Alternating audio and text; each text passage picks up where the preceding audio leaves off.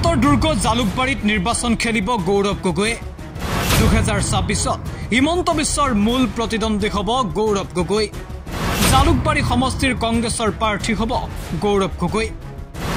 মই জালুকবাৰীৰ পৰা নিৰ্বাচন খেলিবলৈ সাজু জালুকবাৰী খেলিব লাগে জালুকবাৰীলৈ গুচি যাম কিনো আছে সংবাদ মাধ্যমৰ আগত নিষ্মুখে স্বীকাৰ কৰিলে সাংসদ গৌৰৱ গগৈ 2026 বিধানসভা নিৰ্বাচনক লৈ ইতিমধ্যে টঙালি বানিছে ৰাজ্যৰ ৰাজনৈতিক দলসমূহে তাৰ মাজতে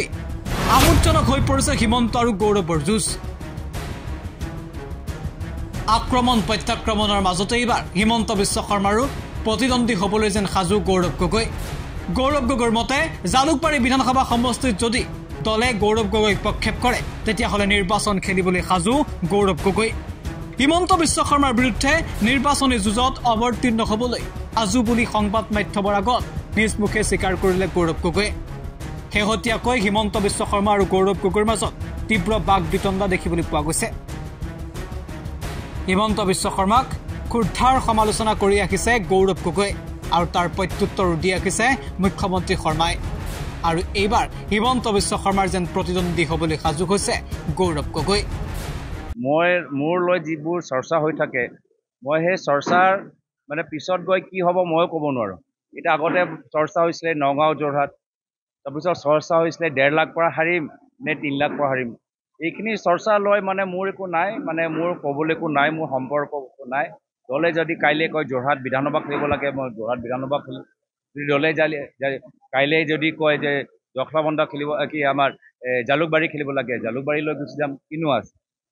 আমাৰ কাম হ'ল যে আমি ৰাইজৰ মাজত থাকি মোৰ পিতৃ যিদৰে ৰাইজৰ মাজত কাম কৰি গ'ল তেওঁ এটা সপোন আছিলে অসমৰ উন্নয়নৰ ক্ষেত্ৰত সেই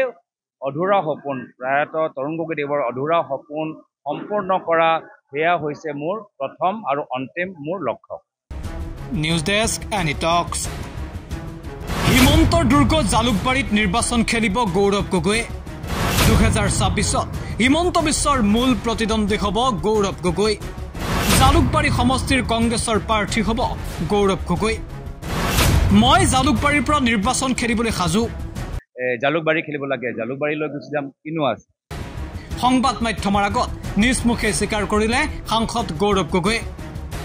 2026 বিধানসভা নিৰ্বাচনক লৈ ইতিমধ্যে টঙালি বানিছে ৰাজ্যৰ ৰাজনৈতিক দলসমূহে তাৰ মাজতে আমোদজনক হৈ পৰিছে হিমন্ত আৰু গৌৰৱৰ যুঁজ আক্ৰমণ প্ৰত্যাক্ৰমণৰ মাজতে এইবাৰ হিমন্ত বিশ্ব শৰ্মাৰো প্ৰতিদ্বন্দ্বী হ'বলৈ যেন সাজু গৌৰৱ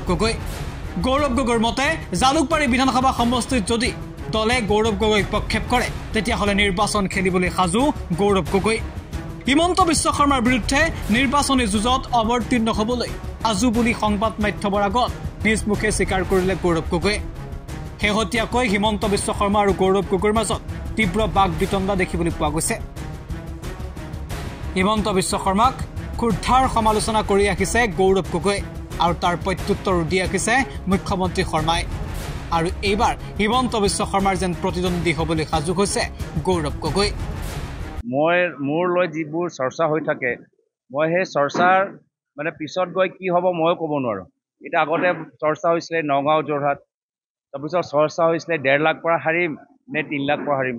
এইখিনি চৰ্চা লৈ মানে মোৰ একো নাই মানে মোৰ ক'বলৈ একো নাই মোৰ সম্পৰ্ক একো নাই দলে যদি কাইলৈ কয় যোৰহাট বিধানসভা খেলিব লাগে মই যোৰহাট বিধানসভা খেলিম যদি দলে কাইলৈ যদি কয় যে জখলাবন্ধা খেলিব কি আমাৰ জালুকবাৰী খেলিব লাগে জালুকবাৰীলৈ গুচি যাম কিনো আছে আমাৰ কাম হ'ল যে আমি ৰাইজৰ মাজত থাকি মোৰ পিতৃ যিদৰে ৰাইজৰ মাজত কাম কৰি গ'ল তেওঁ এটা সপোন আছিলে অসমৰ উন্নয়নৰ ক্ষেত্ৰত সেই অধুৰা সপোন প্ৰায়ত তৰুণ গগৈদেৱৰ অধুৰা সপোন সম্পূৰ্ণ কৰা সেয়া হৈছে মোৰ প্ৰথম আৰু অন্তিম মোৰ লক্ষ্য নিউজ ডেস্ক এনি টক্স